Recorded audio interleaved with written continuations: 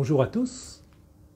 Un auteur français du XIXe siècle, Xavier de Maistre, tenu en quarantaine, a occupé ses 40 jours à écrire un petit livre qui s'appelle « Voyage autour de ma chambre ». Alors, ces réflexions se déroulent et souvent supportées par les objets de la vie quotidienne de sa chambre et en particulier les cadres.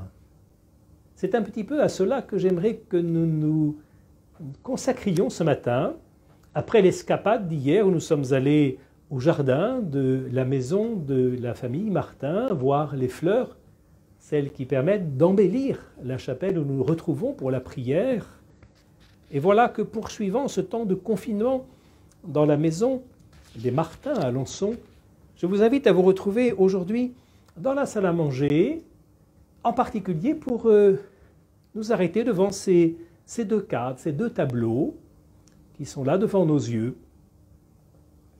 Ils ne sont pas du temps des Martins, mais ils évoquent ce goût que la famille pouvait avoir pour la campagne, pour la nature, pour les promenades. Et confinés comme nous sommes, je vous invite alors à prendre la route avec eux pour nous rapprocher de la rivière.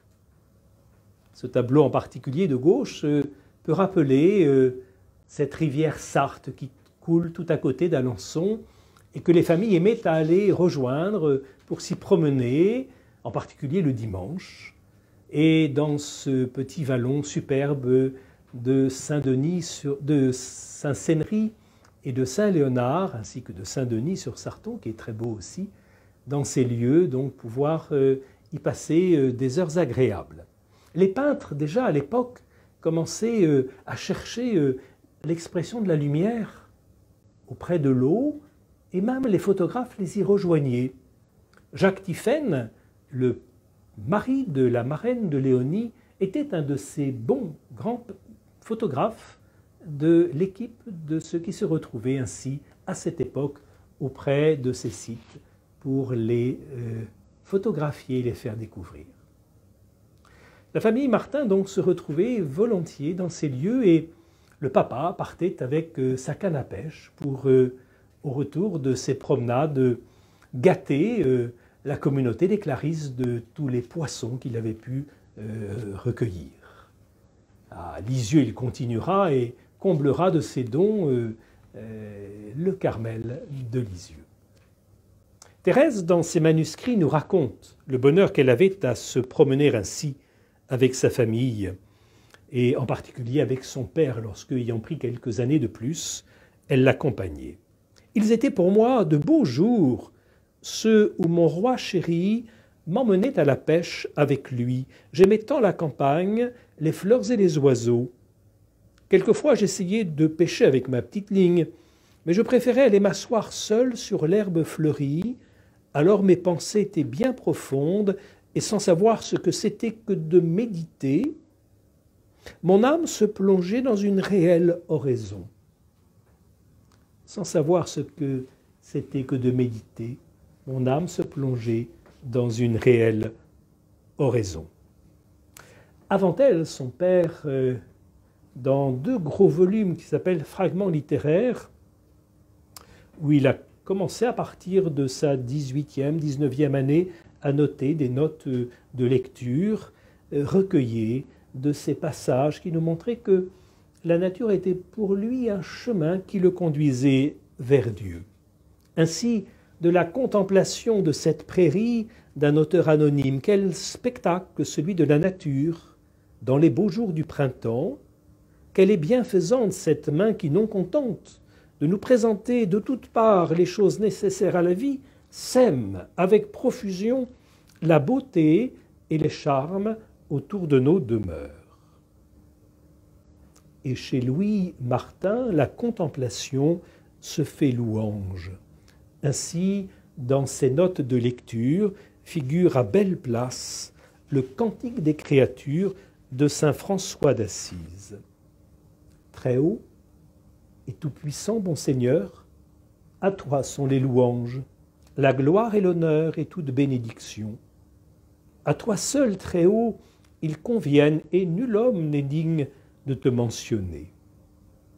Et dans les motifs de cette louange que saint François d'Assise développe et que Louis aimait à méditer, viennent frère Soleil, sœur Lune et les étoiles, frère Vent, et puis vient sœur Eau. Loué sois-tu, mon Seigneur, pour sœur Eau, laquelle est très utile et humble, et précieuse et chaste. Loué sois-tu, mon Seigneur, pour sœur notre terre, laquelle nous soutient et nous gouverne, et produit divers fruits avec les fleurs colorées et l'herbe. Actualité de ce cantique. Un point tel que le pape François, dans son encyclique sur la sauvegarde de la maison commune, en a retenu le titre « Laudato si, loué sois-tu ». Un cantique qui trouve toute sa pertinence dans les enjeux actuels de l'écologie intégrale, où il s'agit de tenir ensemble ce respect de la nature, ce goût de la nature et le respect de l'homme, et tout spécialement des plus pauvres. Mais ce cantique trouve en ces jours une actualité toute particulière en ces deux strophes auxquelles nous pouvons prêter attention. Loué sois-tu, mon Seigneur, pour ceux qui supportent maladie et tribulation. Heureux ceux qui les supportent en paix, car par toi très haut, ils seront couronnés.